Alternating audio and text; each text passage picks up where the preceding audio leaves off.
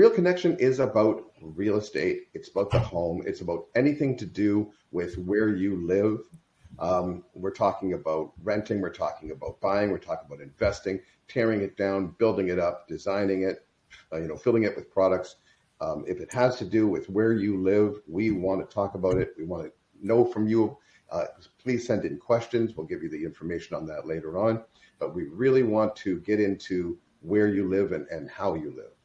And luckily today we have an expert in where you live and how you live with us, Marla Coffin.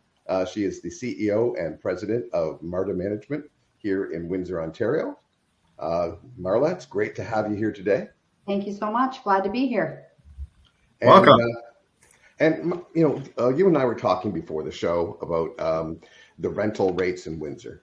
And I think it's down to 2%? Less than. Especially in high season right now. We're getting into the spring, and definitely things are on the rise for sure.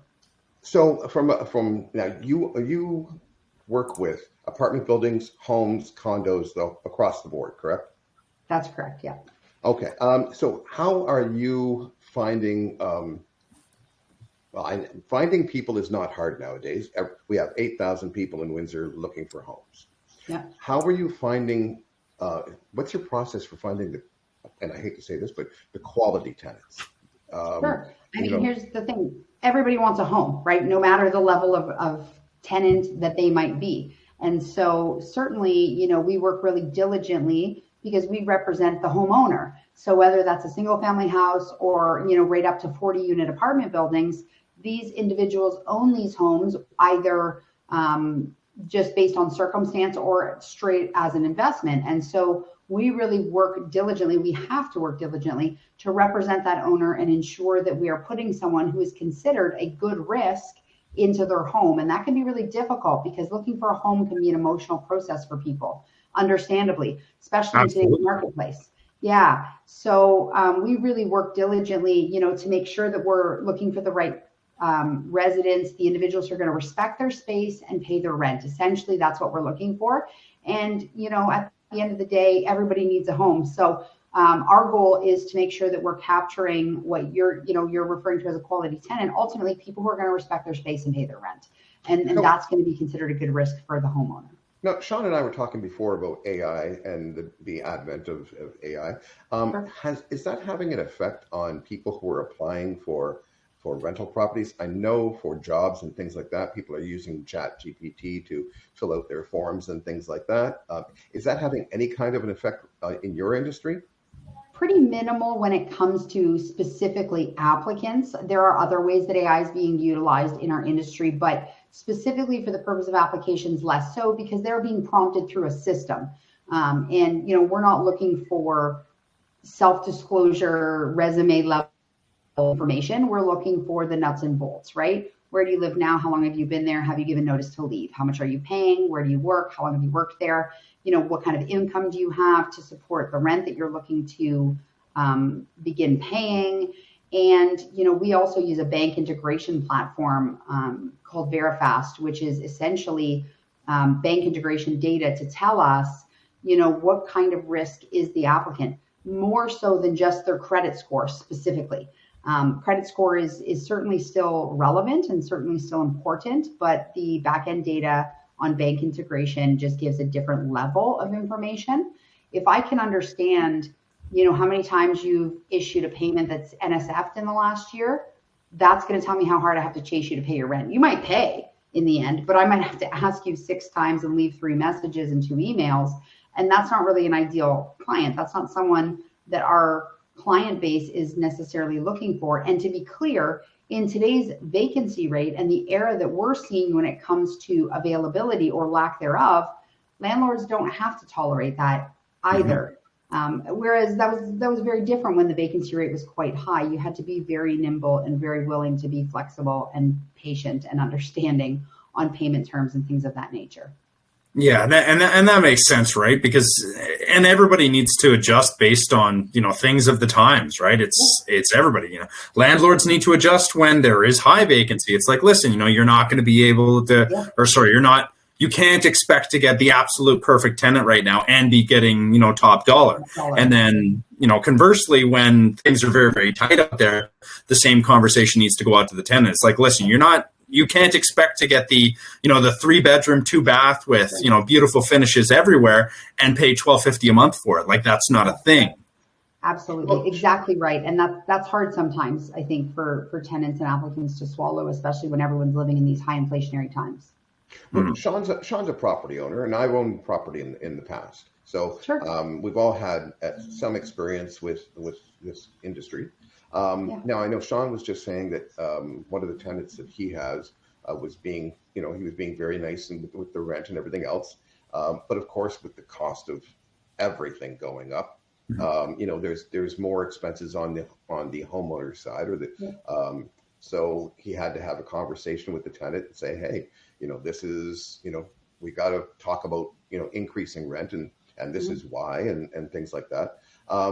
When people are being told their rents are going to go up, that can't be easy for you guys. Here's how do you handle that? So 2 things. First of all, no, it's never easy. Nobody wants to tell somebody else they have to pay more. Nobody wants to do that, especially in times like this. However, because it is regulated in Ontario and the increase allowance is like 2.5%, and it's capped at 2.5%. So it doesn't matter what it's set toward inflation or in accordance with inflation, but it's capped at 2.5%. So, when we're talking about an increase of, $20, $30, it's a little bit easier of a conversation than that isn't even close to cover what the landlords are paying in increased interest on their mortgage, not even close. So if I was having a conversation to say, hey, I have to charge you more because I have to pay more, that would be actually a lot tougher of a conversation because I'd be talking about hundreds of dollars more just to cover just to cover the base cost for me based on these inflationary times. However, because the government has capped what landlords can increase, and there's a whole discussion to be had about that, but that is our reality. It's not that difficult of a conversation. I mean, it's a fraction of what it's actually costing landlords. So when you're talking to the tenant, of course, we're always empathetic and we have understanding that, costs are going up all over the place. But when we recognize that we're only increasing that rent a fraction of what it's costing the client, it's a little easier to swallow, basically. Sure. Yeah. Sure. I can see that. No. Yeah. And the property that I had is in Alberta. So we weren't held to that kind of minimal increase kind of style now. But again, Dave mentioned, like, I was having the conversation with our tenant, and I prepared a whole thing to be like, this is what we have to do, and this is why, and blah blah blah. And we were very good. She has been awesome to us. We had 2 properties. We actually just sold one of them in Calgary. And but anyway, both of our tenants were phenomenal. They were both very, very good. We were diligent about the going through the checks and balances, checking the credit reports. I remember I had a couple of people that were coming through, and I'm like, we're going to check the credit. And they're like, whoa, what do you need to check our credit for? I'm like, well, I kind of need to see, how good you are at paying your bills. So like, well, is that really necessary? I'm like, well, I mean, I'm going to hand you the keys to a $400,000 house. So if you don't want me to look, like, that's okay. You don't have to do it, but this is a requirement that we kind of have, and that's okay, right? If it's not for you, then we're not the right fit. But it all comes down to mutual respect. I find that if everybody respects everybody, the transaction is great. Yep. Right. That's when you run good business, is treat everybody with respect. See, I've had the opposite end of the spectrum. I owned a duplex, and I rented to a young lady who seemed very, very nice. Financially, she checked out in the whole bit. Turned out that her boyfriend was in a biker gang, and they like to suddenly hang out at her place. My place. The neighbors were not thrilled. Damages were done. There was a very bad situation. Now, Marla, do you have any kind of situations occur where you have that kind of thing, and what's your process for dealing with that? Sure. First of all, it isn't easy. Usually what we see is that if someone is well screened, so, we have a very refined screening process that we've been working on for almost 15 years. So We are very diligent in our process, and as a result of that, we have an eviction rate of 0.9%, which we're very proud of because the eviction process in Ontario is very difficult. Now, please be mindful that 0.9% of the tenants we place. If Sean hires us to manage his home and he already has a tenant, we actually find that the eviction rate is 5 times what our eviction rate is. 5 times. And usually that's because, frankly, you have a job and a career and a family, and you're looking for an investment, not a job.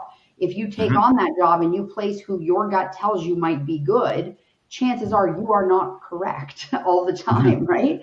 So, we really encourage people, you have to understand the importance of the screening process. If that's not for you, find someone that will do it for you. Hire somebody, understand where your expertise are. And our client base, we have 450 property owners under our umbrella. They want an investment, not a job. So at the end of the day, they self-recognize that it is not worth their time, energy, or effort to execute on a rental property here in the Windsor area based on their knowledge, resource, experience, time, etc. So, I think first and foremost, just understanding the screening process and the importance of it is key.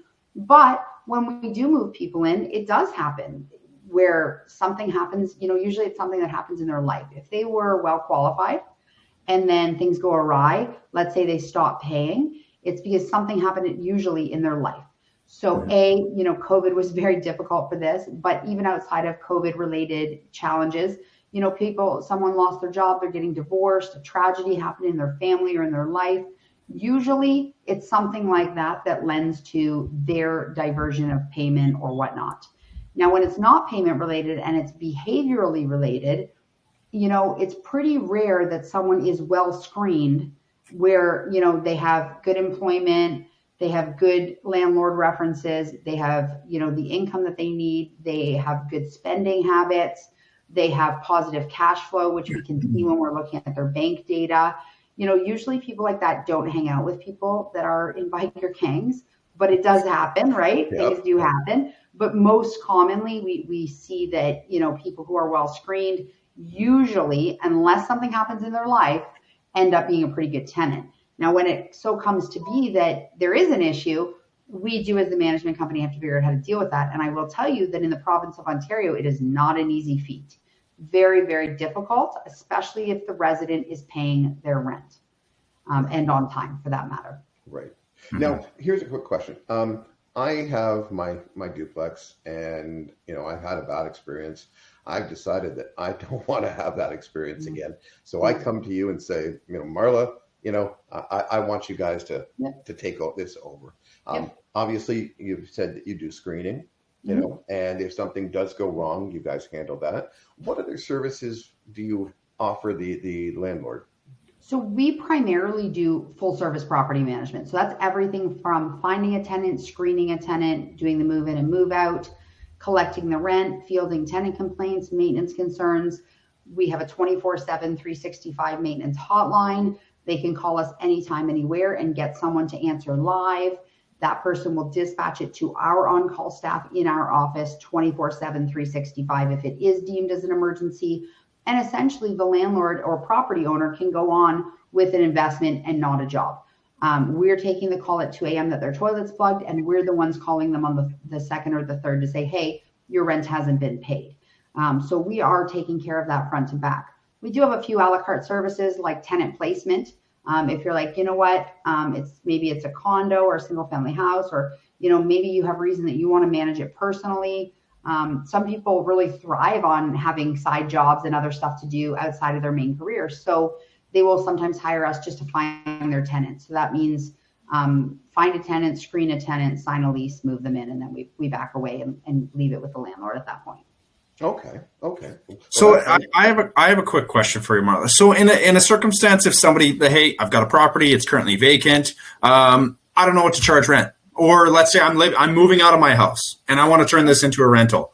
I need you guys. I'm looking for an investment, not a job. So, here's the keys. Kind of do what you do. Do you guys do market rent assessments or things like that, or do you provide that sort of guidance or whatnot Absolutely. To property owners? Yeah. Okay. Perfect. That's one of the best things we can offer because we have thousands of units and history of 15 years.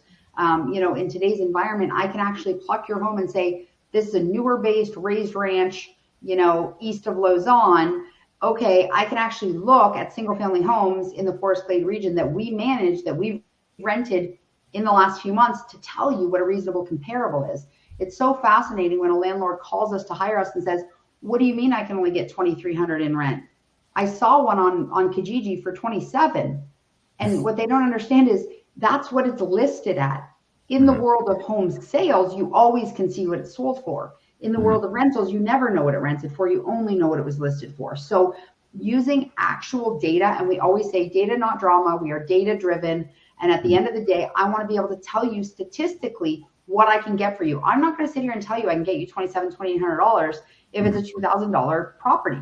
That just doesn't make sense. We're not aligning then. So it's always my preference to be upfront, straightforward, and to show the client the data. This is what the data shows me. And with thousands of units under our umbrellas between condos and rentals, it's pretty easy for us to access that data. And to me, there's nothing better that you can leverage that no single landlord's ever going to be able to leverage on their own.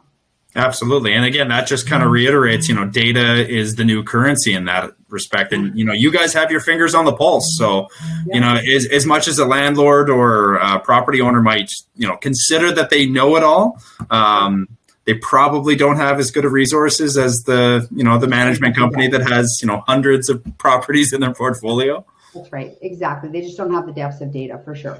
Now, I know, Marla, with all those properties that you have and all the different types of properties that you have, how do you keep up with all the new and shifting, legal regulations and everything else?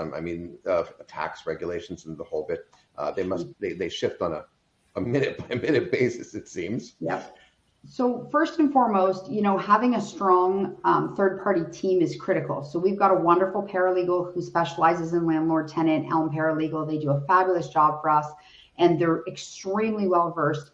And they are on the up and up when it comes to changes and additions, new strategies, changes in regulation, all that sort of thing. Similarly, just to give you a different kind of example, because it does go just beyond landlord-tenant, we work with, our accounting firm is KPMG. They came to me a couple months ago and said, the current government that's in place has changed the laws when it comes to trust accounting.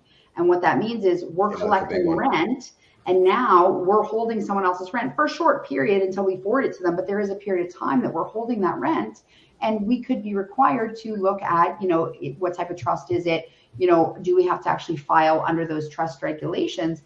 They brought that to us. I didn't know that. I wasn't looking to see what those changes were. And we actually had to file a trust for some of our clients based on the volume of rent we're collecting on their behalf being in excess of 50,000. So that was information I couldn't have known without that external team partner that is so critical. And that can be anyone from paralegal, lawyer, accountant, real estate agent, mortgage broker, all of those things. Those people need to help in their sector of the industry to help keep me informed. And so that is key. We need a team that's like this for sure. No. And that's the big thing a lot of property investors talk about is you have your core team, right? Totally.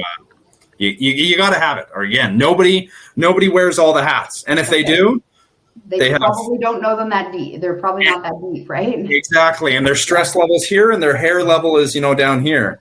It's all gone. Is that what happened to your hair today? Oh. It all very systematically. Big shout out to Charisma Hair Salon. And Jackie is awesome. She hooked me up real nice. She made me all purty again. There you go. So, Marla, when it comes to communication is key in business and in any type of relationship. So what kind of communication system do you guys use between you and the tenants, between you and the landlords? Is it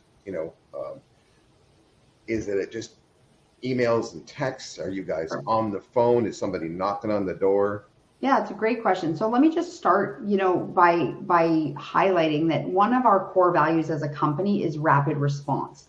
And a lot of that really is based on the foundation of communication, because to me, you need to manage expectations. You need to be upfront and honest with people. Sometimes it's good news. Sometimes it's not great news. But whatever it is, if you can face it head on and communicate on the front end as early as possible, that usually renders the best success. So before I answer your question, I really just wanted to add that because I just think it's so critical. And it's not just in our business, it's in any business that absolutely. Communication really does have to be the foundation. And, for that reason, we've really encompassed that into our core values at Marda. But to answer you more specifically, we really have learned to tend to people's preferential ways of communicating. So that can be a variety of ways. So first off, email is certainly the highest used volume of communication, with our clients being both owners and tenants based on their preference. However, email, text message, we have an online community portal as well. So tenants or owners can log into their portal and essentially see what's going on with their property. On the owner side, they can see, how much rent they got, how much their expenses were. They can see what open work orders are there. They can see pictures of work that's been completed before and after. They can see reports for their annual income taxes. They can chat with their property manager. On the tenant side, they can submit a maintenance request. They can see their tenant ledger. What do they owe? What did they pay? They can get a receipt for tax purposes. So it is a nice forum that we find to be really handy on both sides. But we do find the majority of people either email or text in today's era more than anything. Okay. And so let's say that I have you guys are working with me on my property. I went blank there. I swear to God, it was just, the word was there. But yes, on my condo. And so you're renting it out. You picked a great tenant. Things are going great. They're paying the rent. But some stuff breaks down. Now, the cost of everything in the way of repairs, as you well know, of course, has become astronomical. The cost of the skilled trade individuals is higher. The cost of materials is higher. If you're taking care of my property, how is that relationship taken care of? Is there a rate that I pay singly, or is it an a la carte type of thing? Or yeah, great question. So a couple things. So first of all, as far as decision making, we have a $300 spend threshold. So if we have to take care of something and it's going to be under $300, we're not going to necessarily get a quote or ask your permission in advance.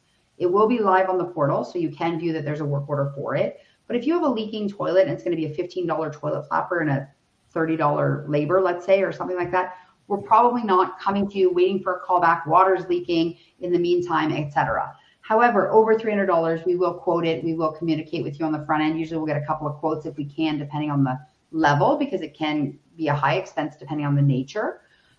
So that's how that works in terms of spend and decision making. In terms of actual execution, the tenant usually is the one that will call in the work order to our call center, that 24/7, 365 call center, and a work order will be made at that time. Although, of course, our team or our owners can also put in work orders themselves through our system. Once the work order is put in, our maintenance department, and we do have a maintenance department administratively of 5 people, so they will look at those work orders and adjudicate them to decide, first of all, are we even doing it? Just because a tenant calls and says, hey, I want a new countertop, doesn't mean that we're showing up the next day with a new countertop. So we have to adjudicate those calls and use those as opportunities to troubleshoot too. We also don't want to send out an HVAC technician to find out that the batteries in your thermostat are dead. So we need to also troubleshoot at that point, and we do that through our internal maintenance department administratively. But then we decide, is this something we need to outsource, or is this something that we can handle internally? Because we do have 10 maintenance technicians on staff who each specialize in their own area. So we do basic plumbing, basic electrical, fire safety, boiler maintenance, locks, keys, painting, countertops, cabinets, caulking, all these sorts of things. So if it's something we can handle within the scope, we will do it in-house. If it's something we can't, or we need a skilled trade for, or someone with a license, then we will outsource it. Our in-house technicians are charged out at $45 an hour, and they are billed to the half hour with no service calls or minimums. So, that's nice because ultimately we're there, we do it, and that's it. We're not charging you for anything else. We also created something a couple of years ago that I think I mentioned before we came live here. We created something called the Loading Dock Supply Company. And what that is that's essentially a warehouse of materials. We've got 450 SKUs in that warehouse where our crew can actually go online to our website, order their material, be told exactly when it'll be ready. They pull up to our warehouse. Our picker literally loads it in their trunk or back of their vehicle, and they go back to the job site. So it really minimizes shop time, aisle time, extra time. We find that when the crew leaves the job site, that's usually takes the most amount of time, because that's when they stop for a coffee. That's when they shop the aisles. That's when they talk to the guys at the pro desk. That's when they look for, the garden hose that they were thinking of buying for their own backyard or whatever. So we've really eliminated all of that by creating our own warehouse. And of course, by buying in bulk, we're also able to both get and give our customers preferential pricing by buying in bulk. So it's been really beneficial. Obviously, as much as we do have 450 SKUs, there's lots of things we don't carry, but we try to carry everything that we use on a pretty consistent and regular basis. And we have actually located that warehouse, what we call in the TMZ, which is our 10-minute zone. So we're within 10 minutes of 90% of our properties. Oh, wow. So that keeps us in nice proximity. Very streamlined. Now, we've discussed how things work, and you got my condo. You're going to find me a tenant. I know what's going to happen with repairs. What happens if there is some kind of financial, problems on the tenant side and the whole bit. You guys have a great system going on there. Now we're going to flip this around. I now want to come and rent from you. Sure. I put in my application, and I cross my fingers. At this point in time, how long am I looking to get a place? Good question. So if you submit your application in full, and we often see that people either need to be walked through it, or they submit with missing things like their ID or whatever the case may be. So if we have to chase those pieces, it does take a little longer. But let's assume you submitted everything like you were supposed to. We try to streamline it with as much ease as possible for you. If you do that and you go all the way through the application process, it's a 9-minute process for you to apply. Once the end of that process is over, based on the dollar value that you've input that you're applying to spend. So if you put $500, which we don't have any places for $500, then you might be more likely to be accepted than if you put $2,000, because it depends on your income and stuff like that. So if you put, let's just call it for the sake of example, a $1,500 spend limit, at the end of that 9-minute application, if you have a score of over 90, it's out of 100 based on your application. If you have a score out of 90, you're automatically approved. So you'll know at the end of 9 minutes, we approve you as a company. You can rent any place we have that's $1,500 or less, or whatever the dollar value is that you input. Okay. That's a cool system. It works. It does. And if you score 60 or less, you're automatically rejected. And there's a video that talks about why someone might not be approved, the types of things they might consider working on. It gives them some referrals to some financial services to help them out, and things like that to help rebuild their credit, et cetera. And so if you fall in between 60 and 90, then a human adjudicates your application. That is usually about a 2-day turnaround time. Okay. So now at this point in time, I mean, with the rental rate being what it is, is there what I guess is if I apply and I come in under the 60%, is there spaces open for me now? We're going to talk today. So there's nothing there currently. If you score under 60 in our process, depending on what you put in dollar value, if you put $2,000, that doesn't mean you wouldn't be approved for $1,000. Do you know what I'm saying? Right. So, but let's say you put, $1,000 and you're looking for a 1-bedroom and you scored 60. Right. I don't have a 1-bedroom for less than $1,000, and at 60, you're not going to be approved.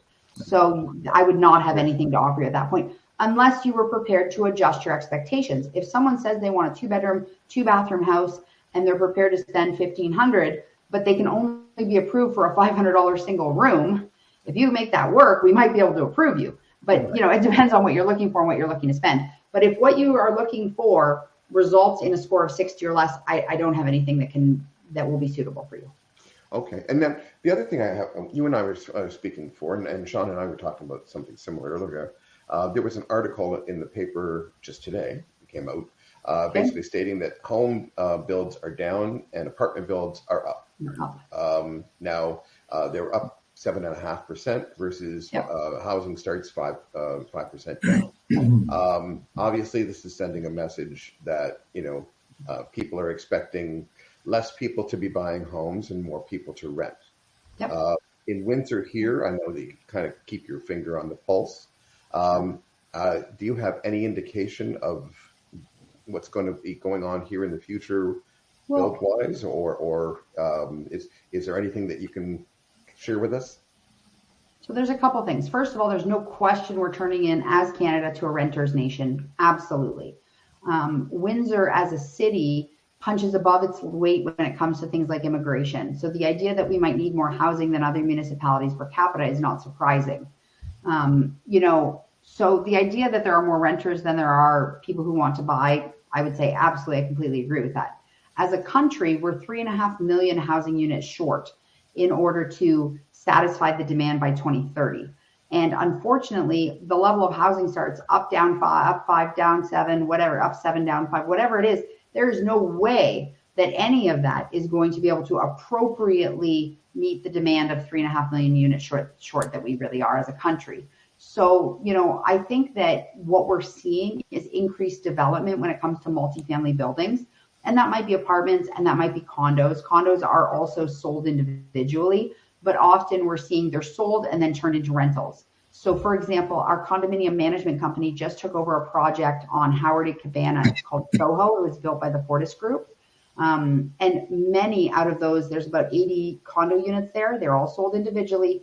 Many of those condo units are rentals. So they were purchased by individual owners, but they're investors, not home, like they're not planning to live there. Right. And then in turn, they've turned around and rented them. So we are seeing that quite a bit more. Of course, development costs have gone up because the cost of borrowing is so high right now. So even though those developments are increasing in terms of what we've seen in the Windsor-Essex County region, I really feel that as interest rates start to cool, they'll go up even more. I know a number of our developers have not put shovels in the ground that we are working with at Huron Shores Property Management, our condo company, because ultimately it's just too expensive when it comes to the price of borrowing, coupled with the price that they then need to charge when they sell their units is in excess of what the market might bear. So definitely I know that there are some big players in the city that are waiting for the rates to cool a little bit to be able to really go hard at those builds. But we need it because we just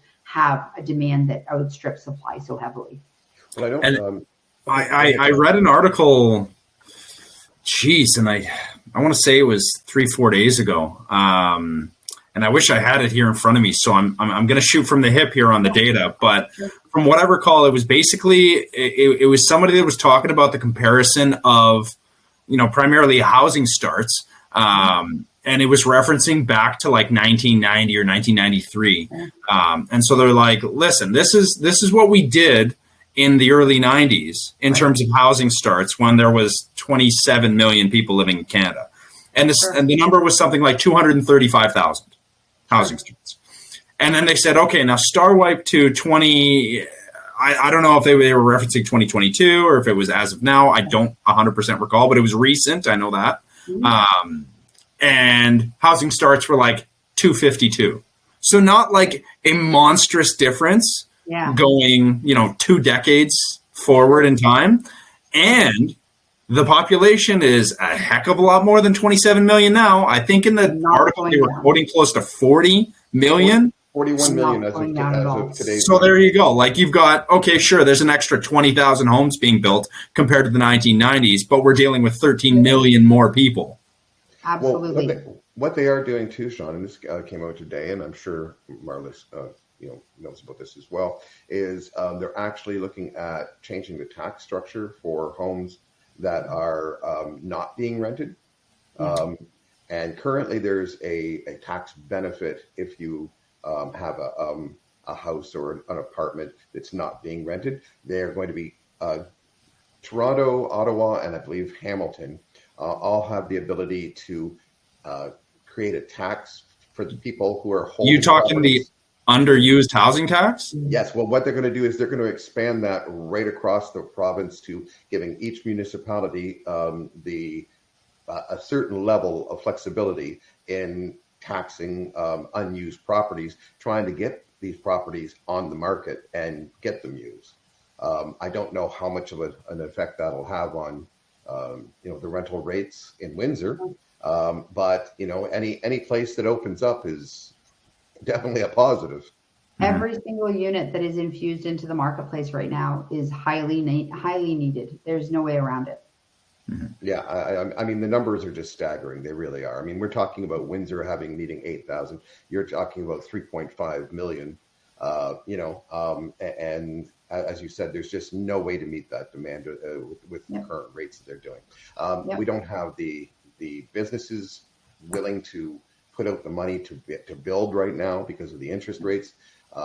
The material costs are going up, consistently. Your gas and everything else are adding to all of this. So anything we can do to now, just really quick, Marla, I don't want to hold you up too much longer, but I am curious: are people using ADUs at all? Are they renting out the ADUs through your business, or is that more of a personal thing? No, absolutely. So ADUs are definitely starting to be explored and instituted. We have some clients, probably half a dozen maybe, that have put ADUs in either as, basement suites, laneway houses. We had a client who turned their 2-car garage into a 2-story, 2-bedroom, 2-bathroom unit.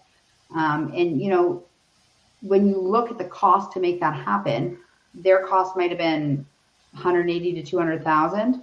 Well, right now, if you go out and buy a multifamily building, just for an apartment, you're going to pay per unit 150 to 160,000, and obviously on a single-family house, you're going to be paying hundreds of thousands. So it's definitely very much attractive when it comes to direct ROI. I mean, that same 2-bedroom, 2-bathroom that cost, let's for the sake of conversation call it 200,000, is being rented for 1950 plus utilities. So if you do the math on that, it is strategic. And it's helping with the housing problem, for sure. Absolutely. Well, I appreciate your time today. I really do. My pleasure. Sean, did you have any questions before we?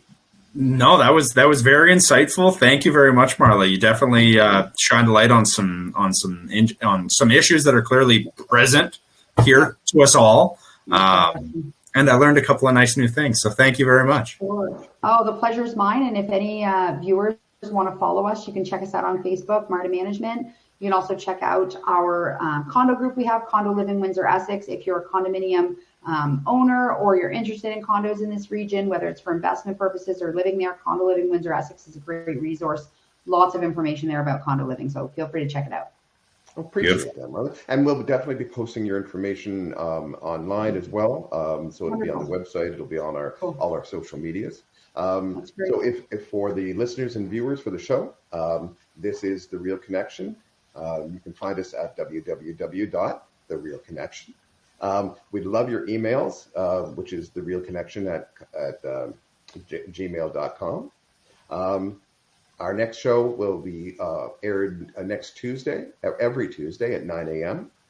And we're looking forward to seeing you out there at some of the different events around the city, Marla. I'd love to have a coffee with you sometime and chat in person. This would be great. Definitely. Would love that. Thank you so much for having me. Okay.